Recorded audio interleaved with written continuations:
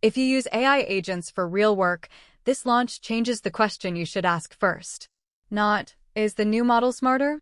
The question is, which jobs should I hand to Sol, which ones should go to Terra or Luna, and where does the bill explode if I choose wrong? In this video, I am using the official OpenAI launch video, the current rollout page, and the safety card to separate the useful part from the hype.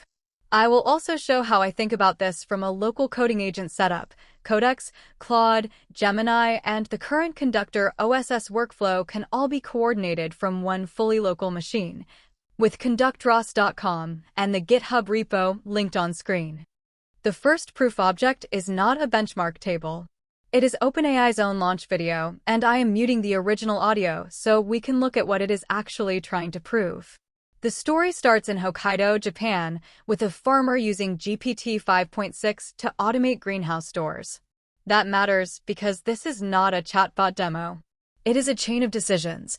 Choose hardware, wire a Raspberry Pi, install a motor, and get a real-world device to open and close on command. That is the first frame for builders. GPT 5.6 is being positioned as a model that can carry a task across messy physical and digital steps, not just answer a question. The second proof beat is the small business scene. The video shows a serial business turning a rough 5-minute brain dump into planning material, a dashboard, a presentation, or a spreadsheet. That is where the launch starts to feel less like model news and more like operations software. The model is being sold as a way to convert scattered context into finished work. The third proof beat is Codex. The source video describes a mathematician using Codex 5.6 after working on the same problem for years. The important phrase is parallel work streams. OpenAI is not just saying the model writes better text. It is saying GPT 5.6 can divide a hard problem into multiple agent tracks, keep them moving, and synthesize the result. That connects directly to the new Ultra mode in the launch page, where OpenAI says the system coordinates 4 agents in parallel by default for harder tasks. So here is the practical translation. If your work is a quick answer, you do not automatically need the biggest tier. If your work is a long chain with tools, files, data, UI checks, or multiple repos, GPT 5.6 is designed to spend more effort where the outcome is worth it. The July 9th OpenAI post says Sol, Terra, and Luna are starting to roll out now in ChatGPT, Codex, and the API. The current launch page says availability is rolling out globally over 24 hours, so if you do not see it yet, do not assume your account is broken. Check plan, workspace, and product surface first. What surprised me is that the video is not trying to win on a single leaderboard clip. It is trying to show a pattern. Farm automation, small business dashboards, and research loops are all versions of the same claim. GPT 5.6 is meant to keep a project moving after the first prompt stops being neat. That is the part to test in your own workflow. Watch the ending through that lens. OpenAI is saying the work should leave the chat window.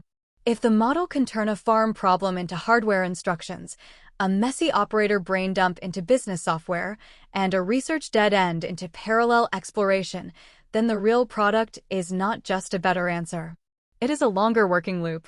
That is also where builders need discipline. A longer loop can save time, but it can also hide cost, permission mistakes, and bad assumptions. So the rest of this video is the operator checklist. Choose the right tier, protect the cache, understand the rollout, and keep your agent stack portable. Now the naming matters. Sol is the flagship model. Use it when failure is expensive, deep coding, long research, security review, scientific reasoning, or high-value knowledge work. Terra is the balanced model for everyday work. Luna is the fast and lowest-cost model. That sounds simple, but the trap is routing everything to the flagship because it feels safer. OpenAI is pushing the opposite idea, more intelligence per dollar. The current launch page says Terra and Luna are designed to make capable agent work cheaper, while Sol is there when you need the strongest reasoning. Then the effort settings decide how much time the model gets. Max gives GPT 5.6 more room to reason, check, and revise. Ultra goes further by coordinating multiple agents in parallel. That is the big shift. Model choice is becoming workflow design. Before you copy the model ID, look at price like an operator. OpenAI lists Sol at $5 per million input tokens and $30 per million output tokens. Terra is $2.50 input, $15 output. Luna is $1 input, $6 output. That means the cheapest model is not always the cheapest workflow, and the smartest model is not always the best default. The other real cost lever is prompt caching. GPT 5.6 adds explicit cache breakpoints and a 30-minute minimum cache life. Cache writes are billed at 1.25 times the uncached input rate, while cache reads still get the 90% cached input discount. For agent systems, that matters.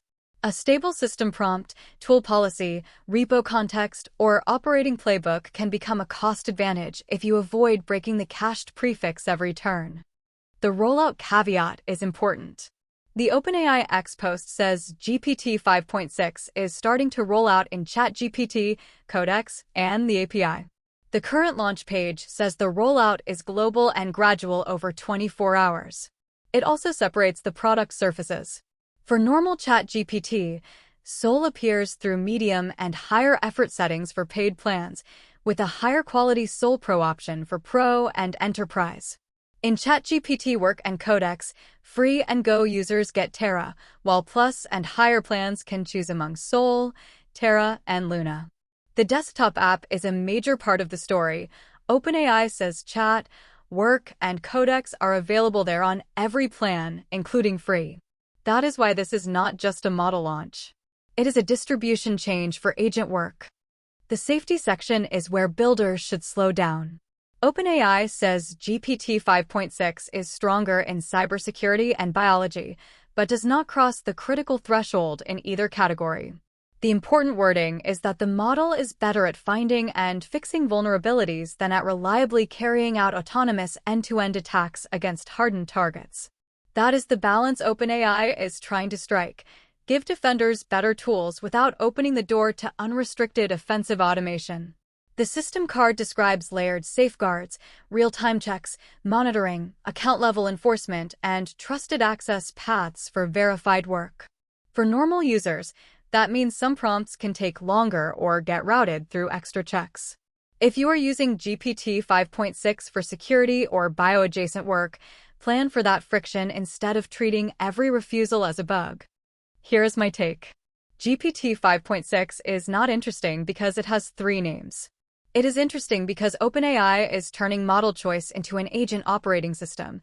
Choose the tier, choose the effort, choose whether one agent is enough, then decide how much context should stay cached.